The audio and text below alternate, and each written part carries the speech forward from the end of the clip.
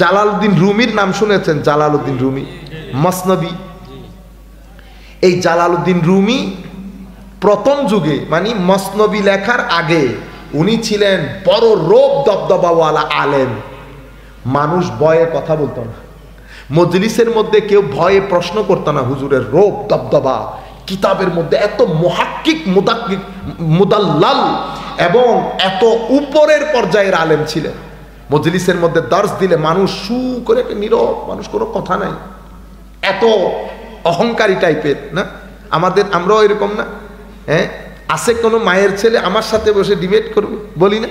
হ্যাঁ, আমার চেয়ে কেউ বেশি, হারে বেটা তোরে 10 বছর পড়াইতে পারবো, হ্যাঁ, 5টা প্রশ্ন করলে উত্তর দিতে পারবি। ওরে বাপরে বাপ, মহাসমুদ্র নিয়ে বসে আছে।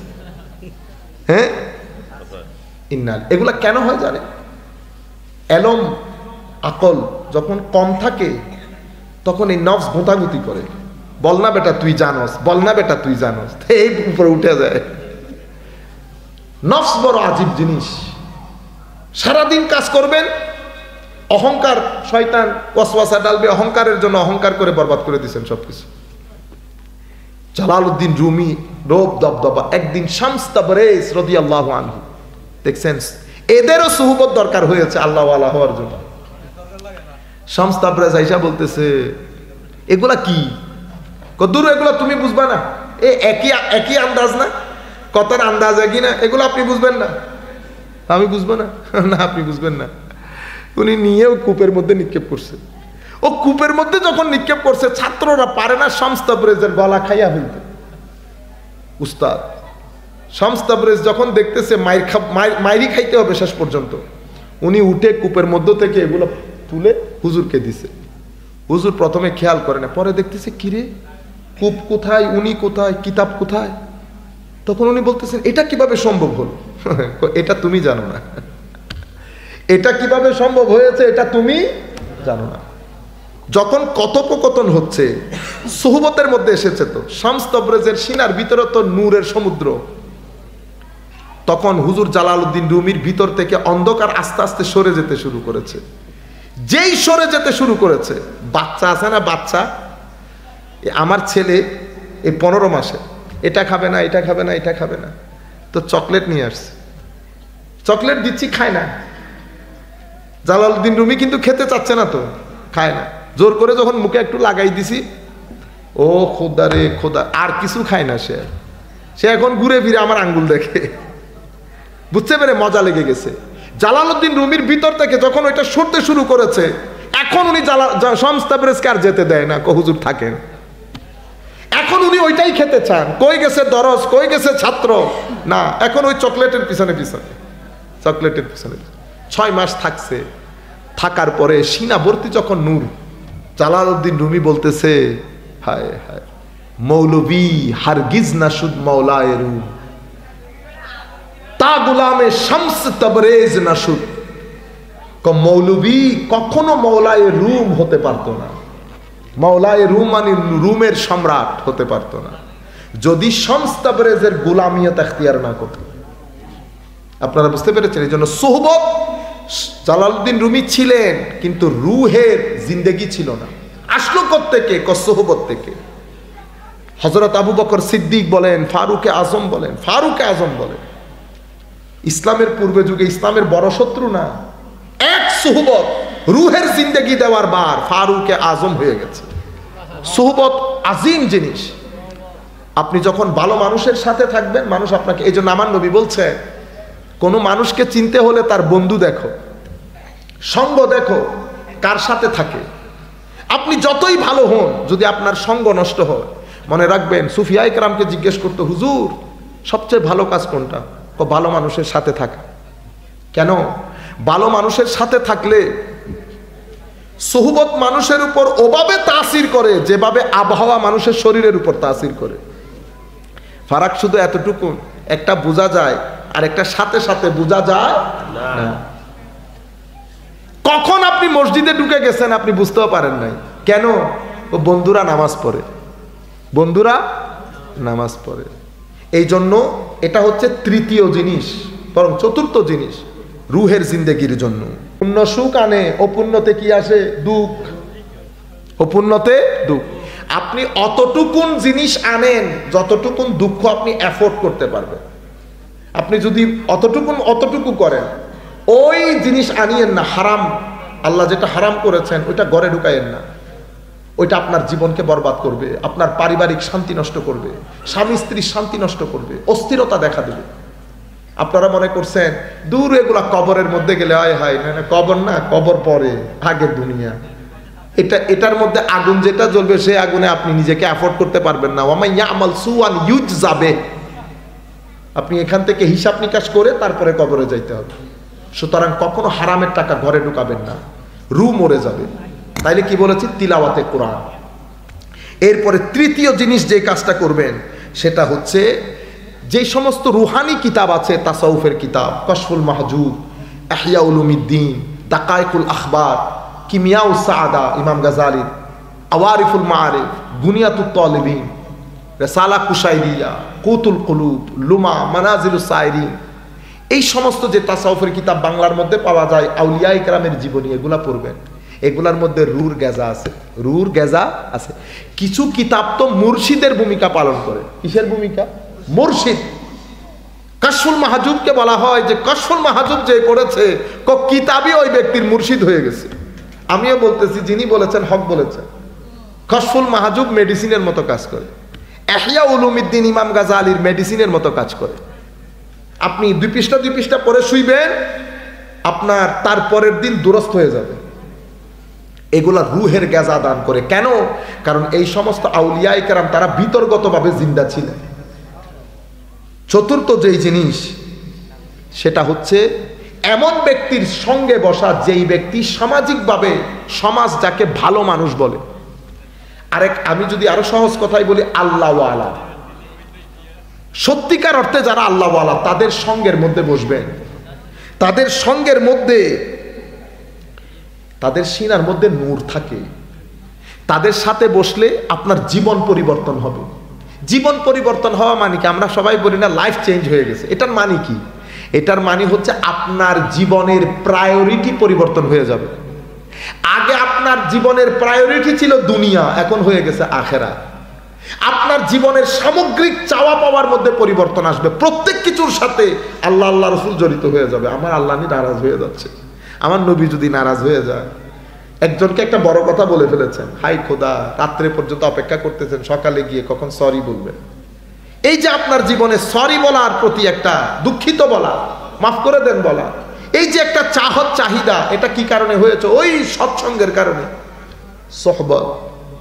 সুহবতের কারণে। যারাই বড় হয়েছে সুহবতের কারণে হয়েছে। এরপরে জিক্রি ইলাহির ক্ষেত্রে একটা হাদিস বলি আপনাদের জন্য সুবিধা হবে। আমার নবী সাল্লাল্লাহু আলাইহি ওয়াসাল্লাম ইরশাদ করেছেন, আন্না রাসূলুল্লাহ সাল্লাল্লাহু আলাইহি ওয়াসাল্লাম قال من دخل سوقا من الاسواق فقال لا اله الا الله وحده لا شريك له له الملك وله الحمد يحيي ويميت وهو على كل شيء قدير كتب الله له الف حسنة ومحى عنه الف سيئة। এই জন্য আমার নবী ইরশাদ করেছেন, পৃথিবীর সবচেয়ে খারাপ জায়গা বাজার। আমি আগে চিন্তা করতাম বাজার খারাপ জায়গা হবে কেন? ওখানে তো একটা দেশের অর্থনীতি সচল থাকে। পরে দেখলাম আমার নবী আসলে অর্থনীতির দৃষ্টিকোণ থেকে বলেন নাই, আমার নবী সুহবতের দৃষ্টিকোণ থেকে বলেছে। বাজারের মধ্যে 70 ধরনের মানুষ থাকে। এই মানুষগুলোর মধ্যে কে কোন সুহবতের আপনি জানেনও না। আপনি বাজার ঘুরে এসেছে, আপনার শার্টে যেমন ময়লা পড়েছে ভিতরেও ময়লা পড়ে গেছে। সাদা শার্ট পরে গেছেন না বাজারে, আস্তে আস্তে ময়লা পড়তে কিন্তু দেখেন নাই।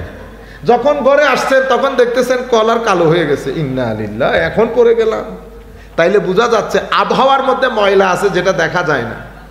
তো আবহাওয়া থেকে ময়লা যেমন শার্টে পড়ে, সুহবত থেকে ময়লা তেমন কলবের মধ্যে পড়ে। সেই কারণে দেখবেন আপনার নামাজের স্বাদ নষ্ট হয়ে গেছে। আমার নবী সেই কারণে বলছেন, তুমি যখন বাজারে যাবা তখন এই তাসবিহটা পড়বা, লা ইলাহা ইল্লাল্লাহ ওয়াহদাহু লা শারীকা লাহু লাহুল মুলকু ওয়া লাহুল হামদু ওয়া হুয়া আলা কুল্লি শাইইন কাদির। এটা বললে আমার নবী সাল্লাল্লাহু আলাইহি ওয়াসাল্লাম ইরশাদ করছেন, আমার আল্লাহ 1 লক্ষ সওয়াব দান করবে। সুবহানাল্লাহ, 1 লক্ষ গুনাহ ক্ষমা করে দেবে। সুবহানাল্লাহ, আও কামা ক্বালা নবী সাল্লাল্লাহু আলাইহি ওয়াসাল্লাম। তাহলে এগুলার মাধ্যমে রুহের সোয়াব মানে কি? সোয়াব হচ্ছে আপনার রুহের জিন্দেগি, রুহের মধ্যে জিন্দেগি চলে আসে। এরপরে ৫ম নাম্বারের মধ্যে খেদমতে খালক, মানুষের জন্য কাজ করা, মানুষের জন্য কাজ করা, মানুষকে সহযোগিতা করা, রুহকে যে কিভাবে জিন্দেগি দেয় আপনি কল্পনাও করতে পারবেন না। আপনি লাখ নফল নামাজ পড়ে রুহকে যে গাজা দিতে পারবেন না, সেটা এক ব্যক্তিকে ৫,০০০ টাকা দিয়ে সহযোগিতা করে আপনি অত জিন্দেগি দান করতে পারবেন। মানুষের জন্য কাজ করাকে আমাদের ধর্মের মধ্যে আজীব এক স্থান দান করা হয়েছে। এই জন্য দেখবেন সুফিয়ায়ে কেরাম, ওদের দরবারে ওনারা জিন্দা থাকতেও, ওনারা দুনিয়া থেকে চলে গেলেও মানুষকে খাওয়ানো, গরিবকে সহযোগিতা করা, এটা সুফিয়ায়ে কেরামের ধর্ম, এটা নবীদের ধর্ম। আমার নবীদের কাছে, আমার নবীর কাছে কোনো কিছু আসার আগে নবী দিয়ে দিতেন। আল্লাহর ওলিরাও পকেটে আসার আগে দিয়ে দেন। আমাদের চট্টগ্রামের এক ওলি হযরত জিয়াউল হক মাঝভান্ডারী, উনি একটু মজজুব টাইপের ওলি ছিলেন। মজজুব বললেও ভুল হবে। উনি একবার বন্ধু বান্ধব নিয়ে আসতেছেন, রাস্তায় একজনে ৫০,০০০ টাকার একটা বান্ডিল দিছে, ৫০,০০০ টাকা। তো তখনকার যুগে ৯০-এর দশকে ৫০,০০০ টাকা মানে আজকে ৫০ লাখ টাকার মতো হয়ে গেছে না? আমি হলে কি করতাম, কেউ না দেখে মতো পকেটে ঢুকায় বাসায় নিয়ে যাইতাম। সবাই তো এরকমই না? আল্লাহর ওলিরা এরকম না, কোনো লোক নীতি থাকে না আল্লাহর ওলিদের। উনি ৫০,০০০ টাকার ওই বান্ডিলকে একটা জঙ্গলের মধ্যে মানুষ চলাচলের রাস্তায় ফেলে দিছে। সবাই চলে আসছে, ওনার গ্রুপের এক ব্যক্তিকে পাওয়া যাচ্ছে না। হুজুর হেসে বলতেছে, তুলতে গেছে। কি গেছে? ও তুলতে গেছে। কয়ে বুঝে নাই, আমি কিন্তু টাকা যার জন্য রেখেছি সে নিয়ে গেছে। টাকা আমি যার জন্য রেখেছি সে নিয়ে গেছে। তো কার জন্য রেখেছে? পরে দেখা গেছে ওই এলাকা, ওই পাশের বাড়ির এক গরিবের মেয়ের বিয়ে। উনি ওই দিক দিয়ে গরু নিয়ে যাবেন চড়ানোর জন্য। তো সে গরু নিয়ে গেছে, টাকাটাও পাইছে, মেয়ের বিয়ে টাকাও জোগাড় হয়েছে। আল্লাহ মেয়ের বিয়ের টাকা এভাবে জোগাড় করেনি। তা আপনারা বলেন টাকা ভূতে জোগাইছে? টাকা কিসে জোগাইছে?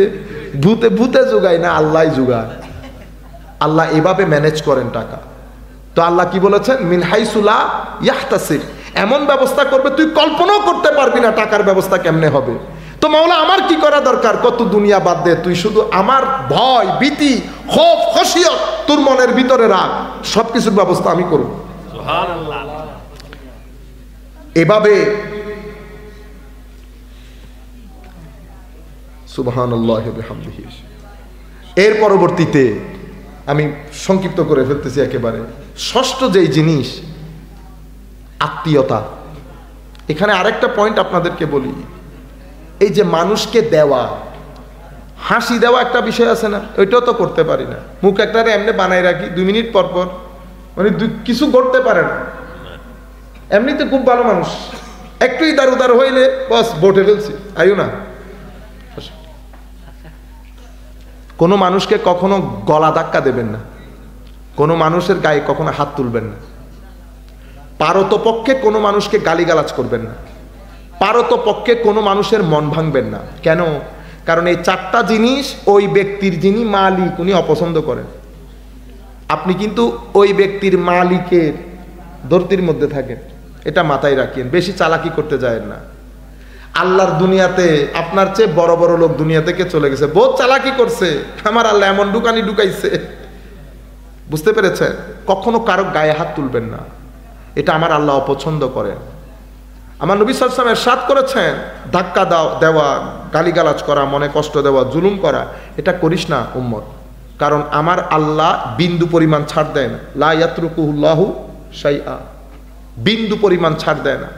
আর আমার আল্লাহ যখন ধরে, হাদিসে পাকের বর্ণনা হচ্ছে, আমার আল্লাহ দেরি করে কিন্তু ছেড়ে দেয় না।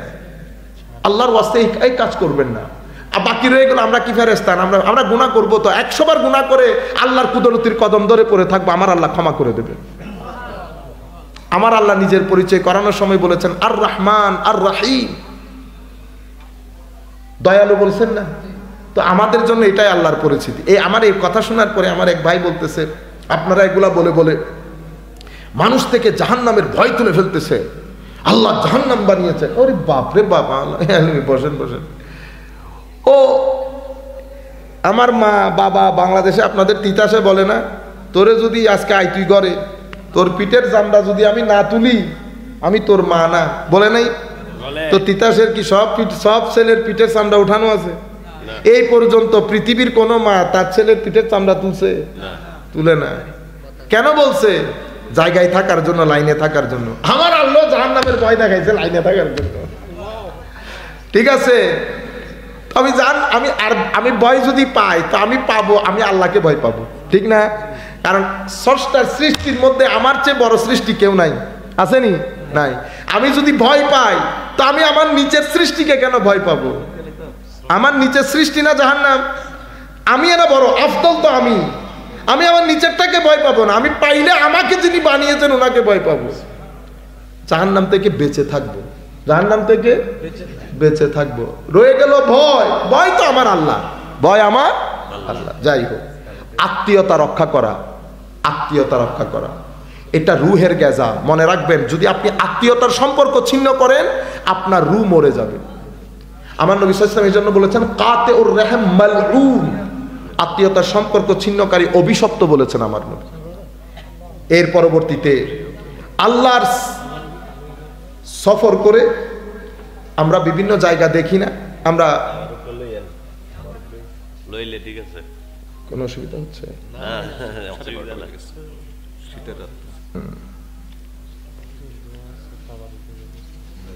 ও তাহলে আমরা শেষ করে দিই।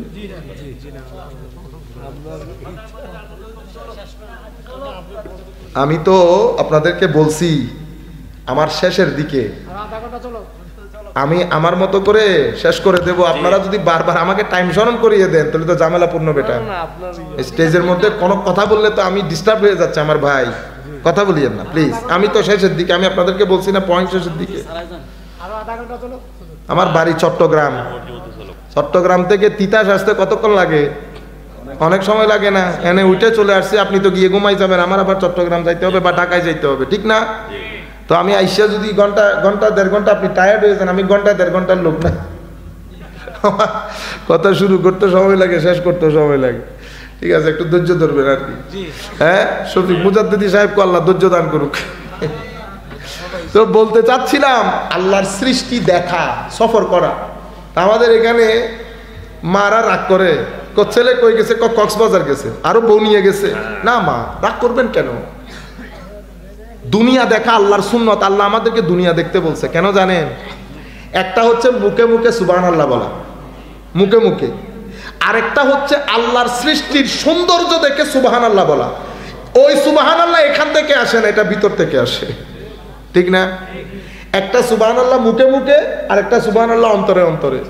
অন্তরের সুবহানাল্লাহ আসে যখন আপনি আল্লাহর সৃষ্টি দেখবেন। এই জন্য আমার আল্লাহ বলছেন সিরু ফিল আরদ। সফর আমার নবীরও সুন্নত, আম্বিয়াদের সুন্নত, আউলিয়া ইকরামের সুন্নত, আমার আল্লাহরও হুকুম সফর করা। সফরের মাধ্যমে আল্লাহর সৃষ্টি দেখবেন, আল্লাহর শুকরিয়া আদায় করবেন, এটার মাধ্যমে রুহের জিন্দেগি নসিব হয়। এর পরবর্তীতে অতি মাত্রায় দরুদ শরীফ পড়া। দরুদ রুহকে কি পরিমাণ গেজা দান করে আপনি কল্পনাও করতে পারবেন না। এর পরবর্তীতে আখেরি কথা যেটা বলবো সেটা হচ্ছে নিজেকে জানা। আপনি শুধু আপনি ওই ক্ষেতের মধ্যে, ব্যাংকের মধ্যে, দোকানের মধ্যে কাজ করবেন, এগুলার মধ্যে থাকবে। যদি এগুলার মধ্যেই থাকে, ওই সফরটা একবার চিন্তা করবেন। রাস্তা দিয়ে যাওয়ার সময় আশেপাশে কবরস্থান আছে না, মাথায় রাখবেন আজকে থেকে 10 বছর পরে, 20 বছর পরে, ঠিক আজকে 1924 না 1950-এর মধ্যে বলেন দেখি আমাদের এখানে 2050-এর মধ্যে আমাদের এখানে কে থাকবে? এভাবে একদিন আমার নবী সাহাবায়ে কেরাম নিয়ে দাঁড়ানো, হঠাৎ করে আমার নবী বলতেছে আমার সাহাবায়ে কেরাম বলো তো দেখি আজ থেকে 100 বছর পরে আমাদের এখানে কে থাকবে? এটা বড় আজীব আল্লাহর দুনিয়া। কেউ থাকবো না, আমরা সবাই যার যার মতো করে সফরে চলে যাব। 2050-এর পরে আসা কোনো ব্যক্তি আমাদেরকে স্মরণই করবে না। আমরা 3 জেনারেশন পর্যন্ত, এদিকে দাদা এদিকে নাতি, আমাদের বাউন্ডারি শেষ। দাদার বাবার কথাও কেউ স্মরণ করে না। আমরা দোয়া করার সময় দাদা পর্যন্তই যায়, এদিকে নাতি পর্যন্ত। উপরে দাদা নিচে নাতি, এতটুকুন আমাদের জিন্দেগি। কেউ স্মরণও করবে না আমরা আসছি চলে গেছি পৃথিবীতে। এই হাকিকতটা আমরা ভুলে যাচ্ছি। যারা এই হাকিকত চিন্তা করে নিজেকে আবিষ্কার করে যে আপনি শুধু শরীর না, আপনার ভিতরে আল্লাহ রূহও দান করেছে। এজন্য আল্লামা ইকবাল বলছে, আপনি মন মে ডুব কর পাজা সুরাগে জিন্দগি, তু আগর মেরা নেহি বানতা না বান আপনা তো বান। তো তুই তোর ভিতরে ডুব দে, দেখ আল্লাহ কত মণিমুক্তা তোর ভিতরে দান করেছে। মাটি তো মাটি, কিন্তু আপনি কি বললেন হুজুর স্বর্ণের খনি পাইছে। স্বর্ণের খনি আসমানে পায় না, মাটির ভিতরে পায়। মাটির ভিতরে যেভাবে মাটির ভিতরে স্বর্ণের খনি রেখেছেন আল্লাহ, ঠিক সেভাবে আপনার ভিতরেও আল্লাহ মারেফতের খনি রেখেছে। মাটির স্বর্ণের খনি যেমন খোদাই করে করে উদ্ধার করতে হয়, অনুরূপভাবে মারেফতের খনির জন্য খোদাই করতে হয়। আমি আমার কাজের ফাঁকে ফাঁকে সব কাজ করব, ফারাক শুধু এতটুকুন হয়ে গেছে, আমি আমার কাজে মত্ত হয়ে গেছি, দেখলে বুঝারও উপায় নাই আমি দুনিয়া থেকে চলে যাব। শুধু আজকে সবাই ঘরের মধ্যে গিয়ে বিছানায় শুয়ে শুধু চিন্তা করবেন, যদি আজকের রাতে আমার মৃত্যুবরণ হয়ে যায়, মৃত্যু হয়ে যায়, মাঝে মধ্যে অনেক ভয় লাগে না, মনে হয় যেন এখনই চলে যাব। শুধু এতটুকুন চিন্তা করে দেখেন আমি প্রিপেয়ার্ড কিনা। আমরা আল্লাহর দরবারে দোয়া করি আল্লাহ যেন আমাদেরকে ওই অবস্থায় মৃত্যু দান না করে যখন আল্লাহ আমাদের উপর নারাজ থাকবে। আল্লাহ যেন আমাদেরকে ওই সময় মৃত্যু দান করেন যখন আমার আল্লাহ আমাদের উপর রাজি, রসুলও আমাদের উপর রাজি, এবং আমার আল্লাহ যেন আমাদেরকে সে আন্দাজে জীবন যাপনের তৌফিক দান করেন। রুহের জিন্দেগির প্রতি খেয়াল করেন, রুহের জিন্দেগি আসে এমন কাজগুলা করেন, দুনিয়াতেও শান্তি পাবেন, কবরেও শান্তি পাবেন। রুহ যদি মরে যায়, না দুনিয়ায় শান্তি না কবরে শান্তি। যেই ব্যক্তি দুনিয়ার জীবন অস্থির, তার কবরের জীবন অস্থির। আল্লাহ আমাদেরকে স্থিরতা দান করুন, আমাদের ঘরের মা বোনদেরকে স্থিরতা দান করুন, তাদের মাধ্যমে আমাদের ঘরগুলাকে পরিবর্তন করুন। ওয়ামা আলাইনা ইল্লাল বালাগুল মুবিন। আসসালামু আলাইকুম ওয়া রাহমাতুল্লাহ। এটা মিলাদ পড়েন আগে। নাজমুল ভাই মিলাদ পড়ে নাজমুল ভাই। أعوذ بالله من الشيطان الرجيم. بسم الله الرحمن الرحيم. ولما تم من حمله صلى الله